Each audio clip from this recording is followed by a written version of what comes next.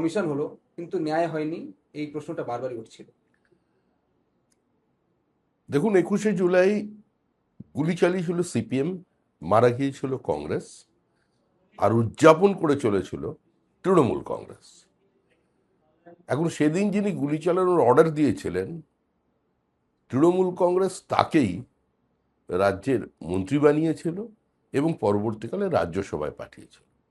তো স্বাভাবিকভাবেই যারা 21শে জুলাইয়ের মঞ্চটাকে পাগলু ড্যান্সের মঞ্চ বানিয়ে দিয়েছিলেন, তাদের তো কোনো নৈতিক বা রাজনৈতিক অধিকার ছিল না 21শে জুলাই পালন করার। আর এখন তো তৃণমূল নির্মূল, ঋত বা মৃত যেই হোক না কেন, আর কোনো গ্রহণযোগ্যতা নেই।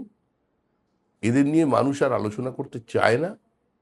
আমি বিধায়ক থাকাকালীন প্রশ্ন করেছিলাম যে 21শে জুলাইয়ের যে তদন্ত কমিটি আপনারা করছেন তার রিপোর্টটা পেশ করছেন না কেন? ঢাকঢোল পিটিয়ে তো কমিটি হয়েছিল, কিন্তু রিপোর্ট টেবিল করতে পারেনি। তো আজকে বিজেপি সেটা করে দেখালো, কারণ ন্যায় বিচার বিজেপি দিতে পারে, বিজেপি সরকারই বিচার দেবে।